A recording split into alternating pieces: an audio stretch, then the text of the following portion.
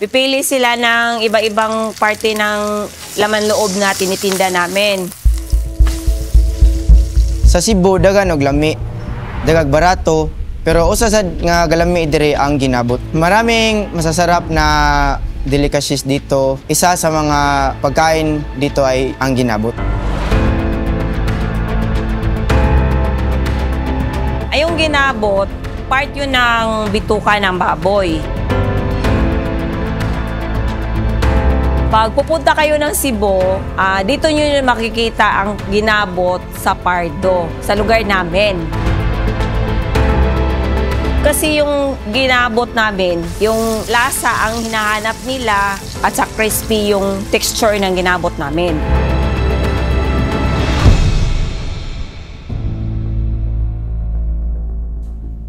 Diri sa Cebu, Pardo, daghan mong kapilian diri nga barato og lami.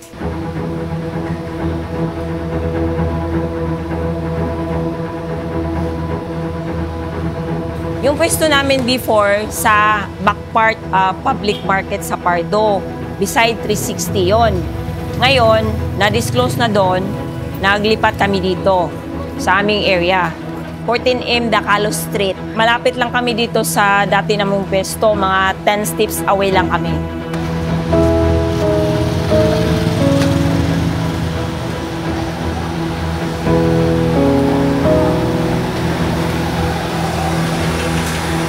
Available kami dito 11:30 to 8 p.m. pag weekdays.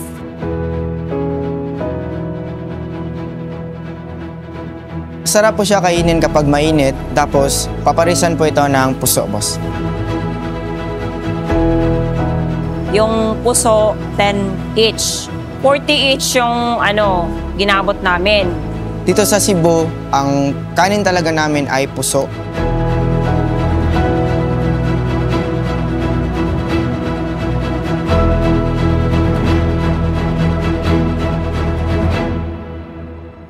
Itong ginabot namin, mga 15 years na yata.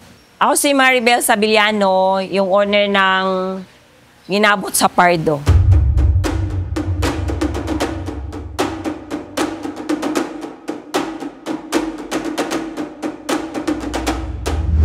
Papunta nyo dito po, may makita kayong mga nakalatag na iba't ibang uri ng laman loob ng mga baboy.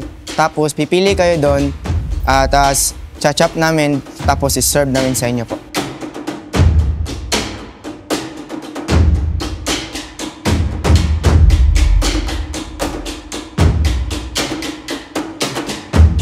One set yan, binili namin. Hiniwalay namin yung ginabot, yung ibang mga part ng intestine. Pero yung highlights namin dito sa pagtitinda, ginabot talaga.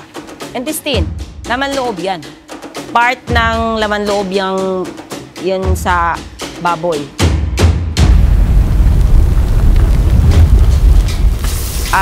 Long process yun yung pag-prepare yun.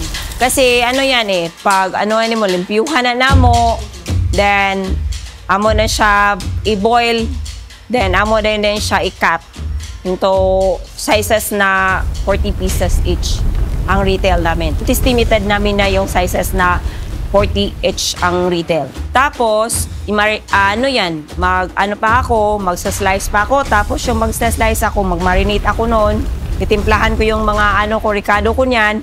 Tapos, mag-deep fry yan. I-deep fry yan sa oil.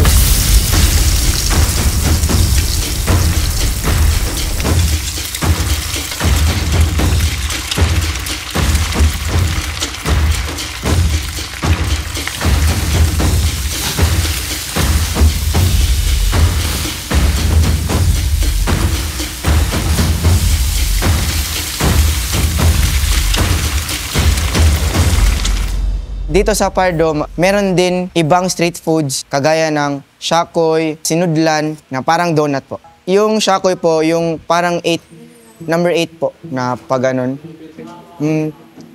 Ano pong tawag dyan? Shakoy at saka sinudlan. O katulad ng tinapay. Yung sinudlan po, yung parang donut, pero walang butas sa gitna po. Donut, oh. Katulad na rin ng ito ng donut.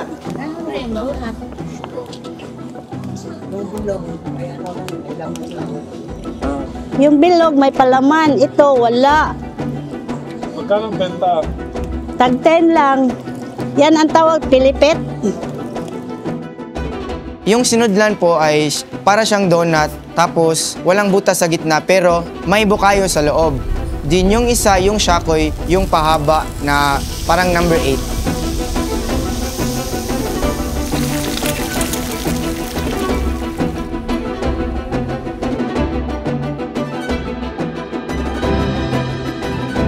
Ito po, pinoprito nila yung sinudlan tsaka yung shakoy.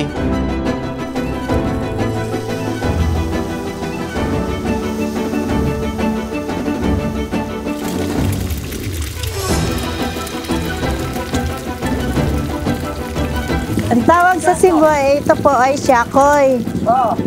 Pag doon sa Maynila, donut yun.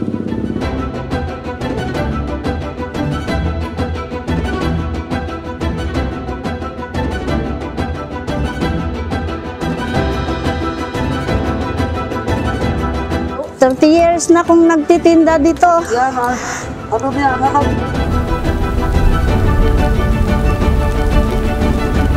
Kaya kung nakita nyo to, pupunta dito sa Pardo, dito lang ninyo matatagpuan yung shakoy. Shakoy ni Lita.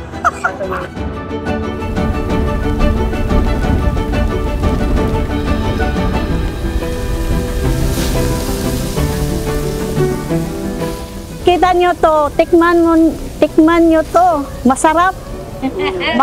Pag maka-ano ka, magbalik-balik kayo.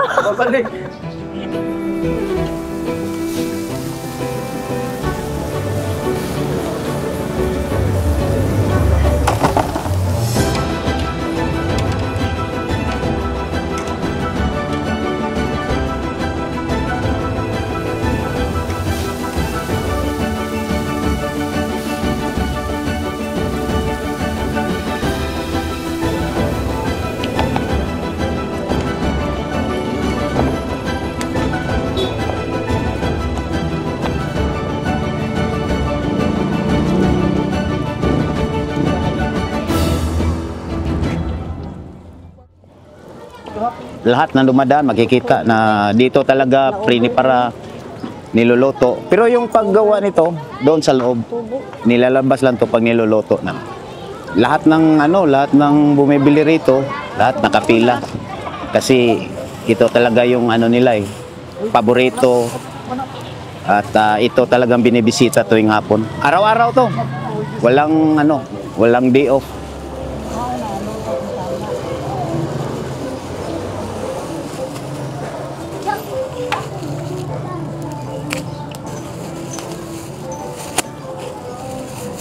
Ito ang dinadalaw ng mga parokyano dito tuwing hapon, kaya maraming nakapila. Alas 12:30. Bali, nag-umpisa na yan si nanay magpainit ng mantika, tapos hanggang maubos yung niya.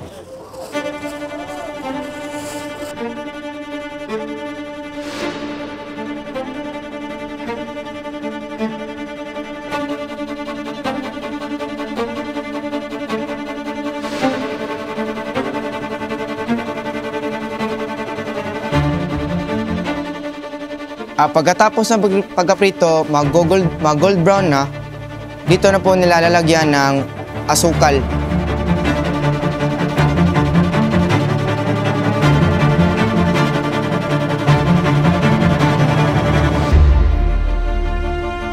Normally, ito talaga pang merienda, pang sa tuwing hapon.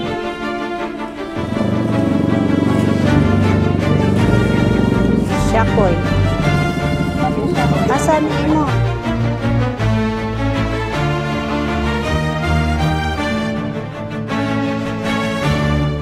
Yung shakoy at saka tinatawag namin dito sa Bisaya is sinudlan.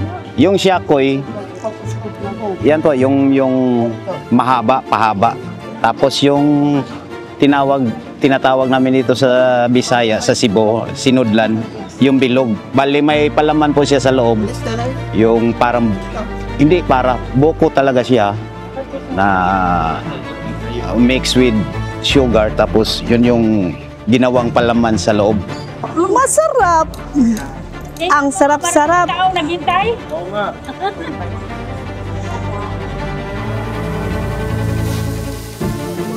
Walang pa. Dito po, marami pong bumibili dahil nga masarap, tapos mura pa.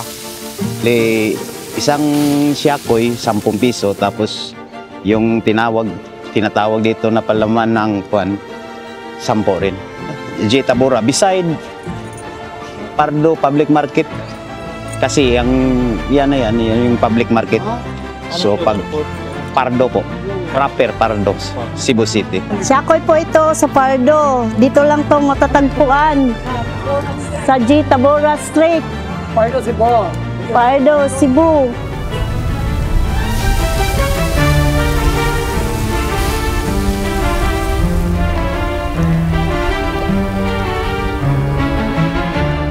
Diri sa Cebu, dagan ta og lami nga pagkaon, ug dagan tag kapilian nga mga lugar nga adtuan.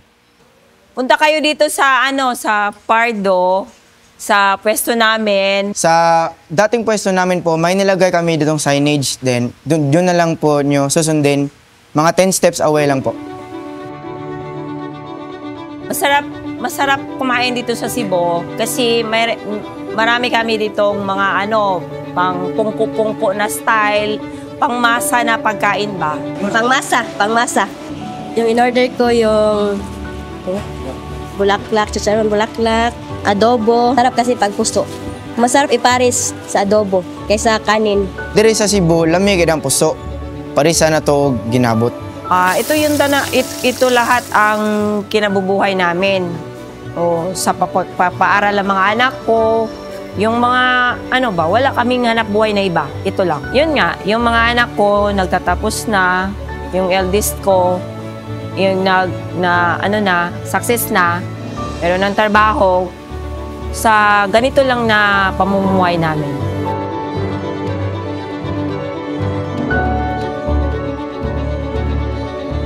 Yung Pardo, ang nanon na may ginabot na may quality na ganito. Yung malutong, yung nice quality talaga.